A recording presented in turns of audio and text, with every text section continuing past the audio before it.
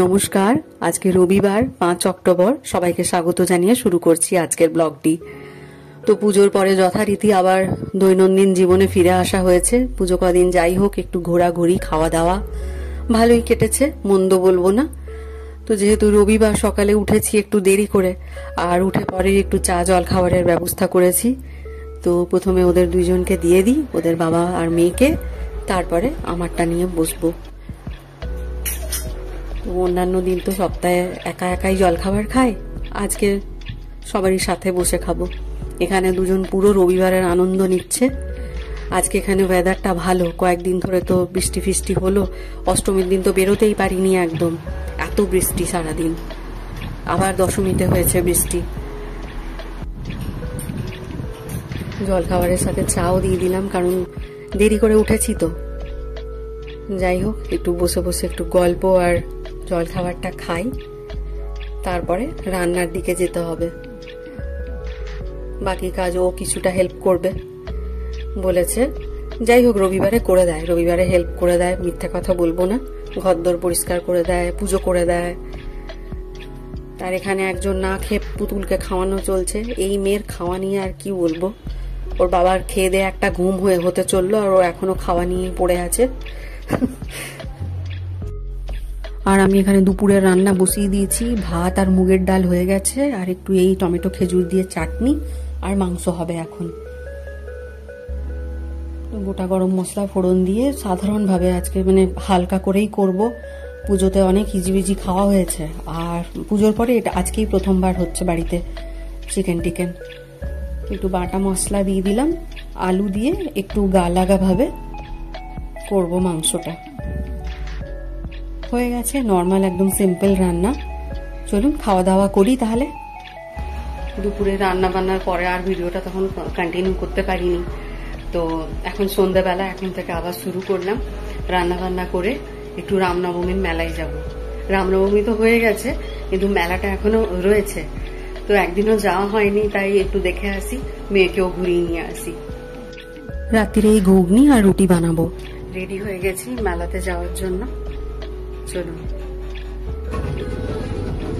বেশ খানিকটা দূরের থেকেই মেলার গান শোনা যাচ্ছে। অবশ্য খুব একটা দূরে নয় আমাদের বাড়ি থেকে মেলার গ্রাউন্ডটা। ওই যে একদিন আমার একটা ব্লগে একটা হসপিটাল দেখিয়েছিলাম না, তার অপোজিটেই মেলার গ্রাউন্ডটা। তো চলুন, আমরা পৌঁছে গেছি। এই লাইটগুলো মেলার জন্যই দেওয়া হয়েছে।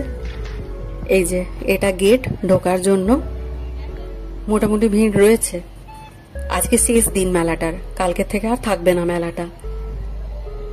তো এইটা মেলা, আর এর ডান সাইডে মানে রামলীলা যেটা হয়, রামলীলা বা গরবার আয়োজনও করা হয়।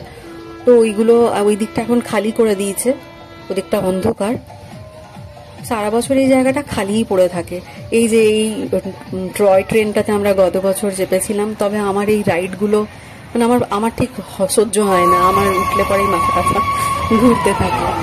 যাই হোক, আর এই যে আওয়াজগুলো শুনতে পাচ্ছেন, এগুলো হন্টেড হাউসে একটা ভূত বাংলা করা হয়েছে।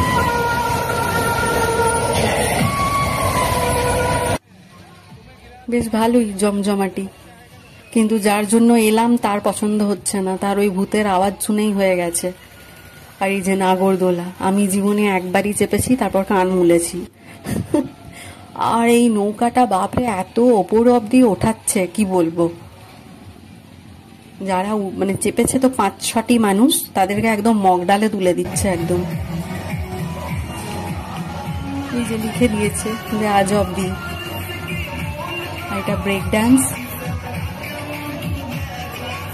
আর ওই যে গেটটা দেখা যাচ্ছে, এখানকার যেটা কি বলে সাংসদ, তার ফটো দেওয়া একটা গেট ছিল, ওইটা ওই দিকটাতে মেলা থেকে রামলীলাতে যাওয়ার রাস্তা। যাই হোক, ওটা তো এখন খালি। সব বাচ্চারা এগুলোতে চড়ছে, কিন্তু আমার মেয়ে কোনো কিছুতেই চড়লো না। যার জন্য মেলাতে আসা, সেই কিছু এনজয় করলো না, কান্নাকাটি শুরু করেছে এবারে পুরো। এই যে ভ্যা ভ্যা করে কাঁদছে, ভূত দেখে ভয় পাচ্ছে, ভূতের আওয়াজ শুনে। কি দেখে ভয় লাগলো?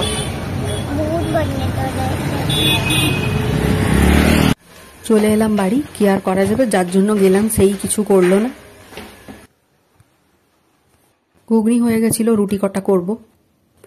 গেলাম আর ফিরে চলে এলাম। আমার কন্যার ওখানে গিয়ে একদম ভাল লাগেনি। ভূত বাংলো দেখে ভয় করেছে, কান্নাকাটি করে বাড়ি চলে এলো।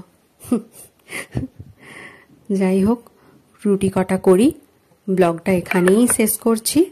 সকলে খুব ভালো থাকবেন। নমস্কার।